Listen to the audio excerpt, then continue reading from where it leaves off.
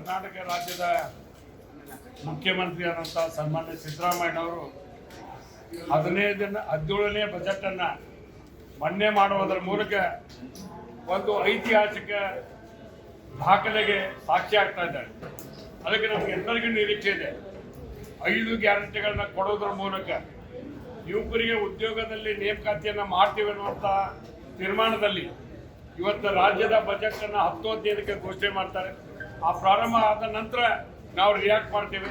ಒಂದು ಒಳ್ಳೆ ಬಜೆಟನ್ನು ಕೊಡ್ತಾರೆ ಅಂತ ನಮಗೆಲ್ಲರಿಗೂ ನಿರೀಕ್ಷೆ ಇದೆ. ಅದು ಅಭಿವೃದ್ಧಿ ಆಗಿರ್ಬೋದು, ಸರ್ವಧರ್ಮಕ್ಕಾಗಿರ್ಬೋದು, ಆರೋಗ್ಯ, ಶಿಕ್ಷಣ ಮತ್ತು ಇತರೆ ಮೂಲಭೂತ ಸೌಕರ್ಯಗಳನ್ನು ಕೊಡಲಿಕ್ಕೆ ವಿಶೇಷವಾದಂಥ ಒತ್ತಡ ಕೊಡ್ತಾರೆ ಅನ್ನುವಂಥ ಮಾಹಿತಿ ಮಾಧ್ಯಮಗಳ ಮೂಲಕ ಕೊಡೋಗಿದೆ.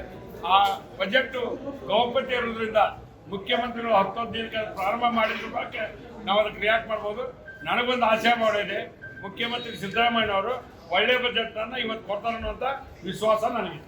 ಸರ್, ಈಗ ವಿಪಕ್ಷದವರೆಲ್ಲ ಸಿದ್ದರಾಮಯ್ಯವ್ರನ್ನ ಸಾಲದ ರಾಮಯ್ಯ ಅಂತ ಟೀಕೆ ಮಾಡ್ತಿದ್ದಾರೆ ಸರ್. ಪ್ರತಿ ಬಜೆಟ್ ಅಲ್ಲೂ ಕೂಡ ಸಾಲ ಬಿಟ್ಟು ಹೋಗ್ತಿದ್ದಾರೆ ಅಂತ. ಒಂದು ವೈಟ್ ಪೇಪರ್ ಹೊರಡಿಸ್ಲಿ ಕೇಂದ್ರ ಸರ್ಕಾರ, ರಾಜ್ಯ ಸರ್ಕಾರ ಯಾರ ಕಾಲದಲ್ಲಿ ಎಷ್ಟು ಸಾಲ ಆಗಿದೆ ಅದಕ್ಕೆ ಉತ್ತರ ಹೇಳಿ ಅವರು. ಅದನ್ನ ಬಿಡೋದು ಇನ್ನೊಬ್ಬರ ಬಗ್ಗೆ ಟೀಕೆ ಮಾಡಿದಾಗ ಒಂದು ಕೆಲಸ. ಒಂದು ವಿರೋಧ ಪಕ್ಷ ಆಗಿ ಒಳ್ಳೆ ಸಲಹೆಗಳನ್ನು ಕೊಟ್ಟು ಅದನ್ನು ನಾವು ಸ್ವೀಕರಿಸ್ತೇವೆ. ಅದು ಬಿಟ್ಟುಕೊಟ್ಟು ಸಾಲದ ರಾಮಯ್ಯ, ಈದ್ ರಾಮಯ್ಯ, ಮತ್ತು ನೀವೇನು ಮಾಡಿದ್ರಿ?